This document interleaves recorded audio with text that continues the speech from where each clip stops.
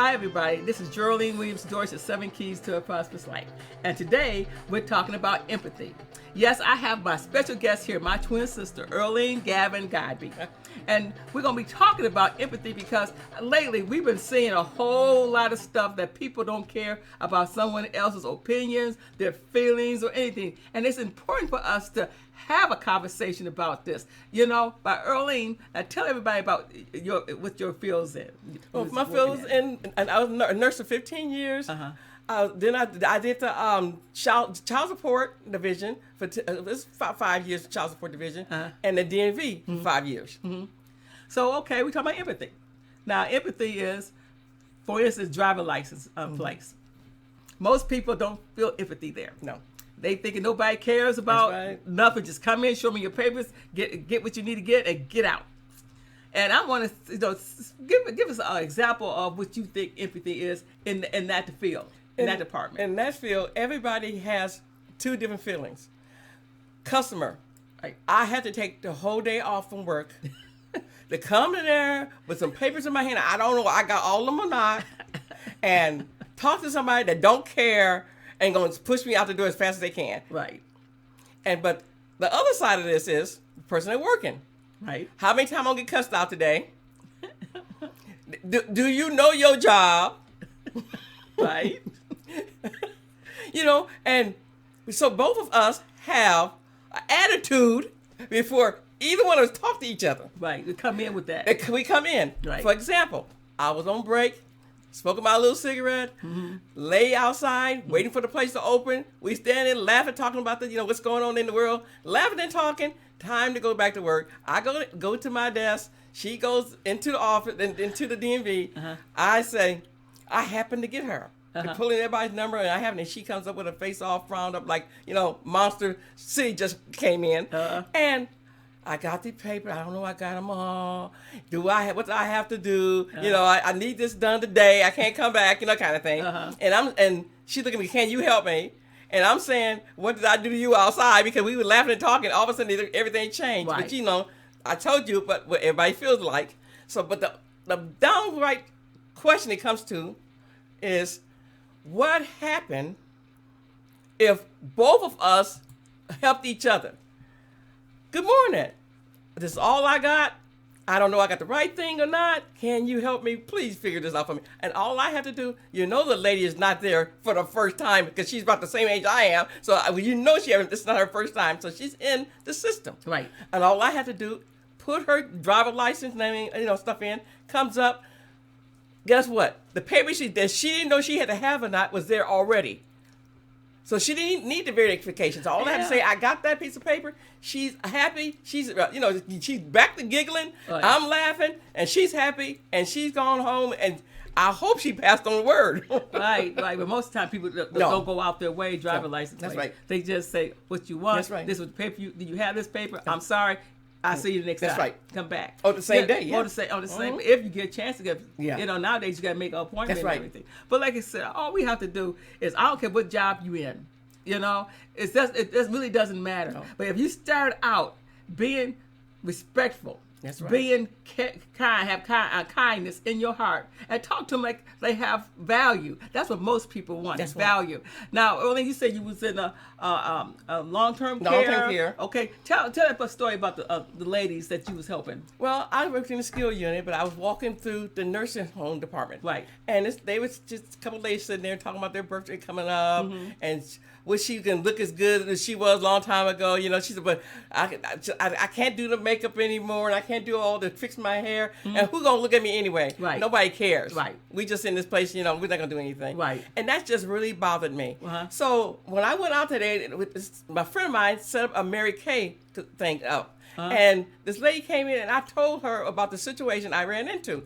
And she said she had the whole Mary Kay system. Every color in the packet. So they gave it to you? She gave me all the colors, everything. Okay. So I went back, and I asked her, I saw the lady, she's still sitting there. I came back and I said, did you say your birthday is tomorrow? She said, yes. She said, oh, did you hear me say it? I said, oh, I overheard you say it.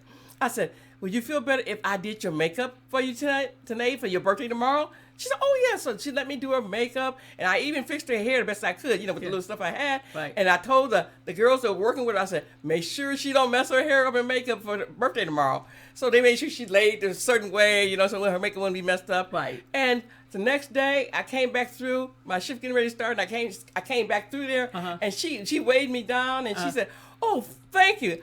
I was so happy. She said, I went in my room after you did my makeup, and my old picture was sitting next to her on the table. And she said, you know what? I saw myself. I was alive again. Yes. And I said, I'm so glad you was happy.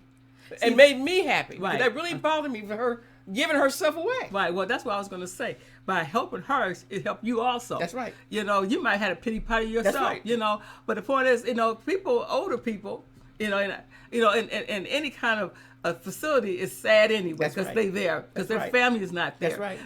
And if somebody just take the time to hear their stories, and they have a lot of stories, and they have some great stories that you get so interested you forget that you're there all those times. But why? If you work there, you forget all about it. But everybody want to feel wanted. That's right. Everybody want to feel that they important. If you take a few minutes, you don't have to take a whole lot of time just to say how you doing it. Mary or Jane or John, how you doing today? How you feeling today? That's right. Touch their hands, touch. That's right.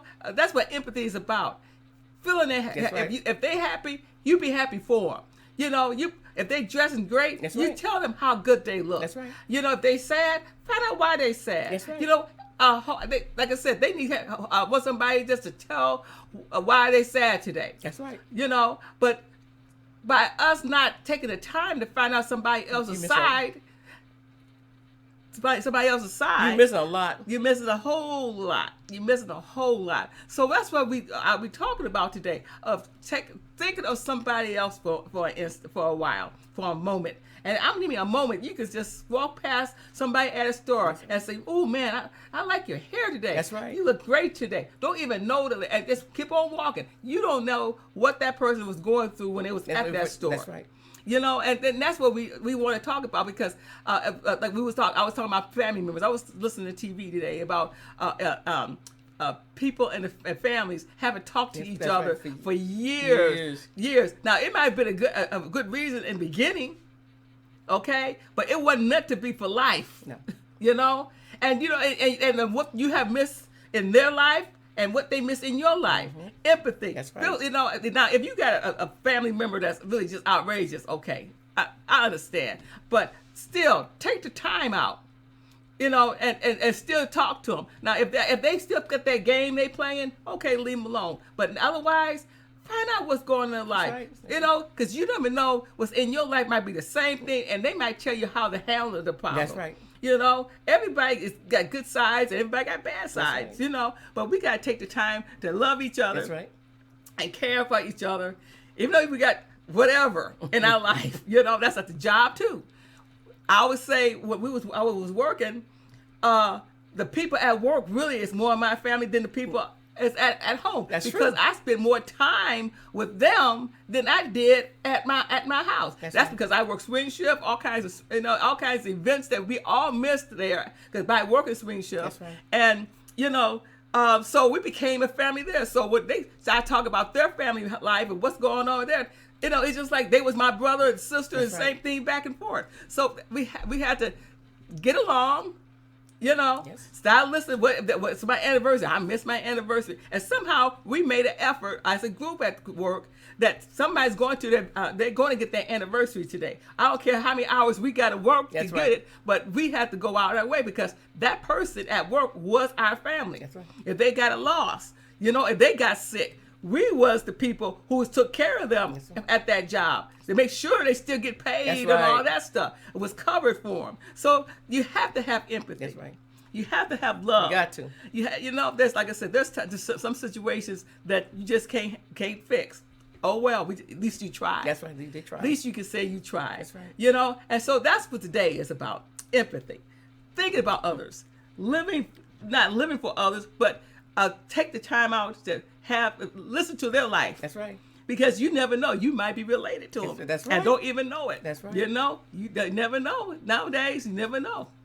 So take the time with people. Love your neighbor as yourself, like the Bible says, you know. And remember, I see you next Friday. Thanks, Earlene, for coming. Thank you. I appreciate it, honey. I love you. I love you. So everybody, see you next Friday. Remember, you do have the keys.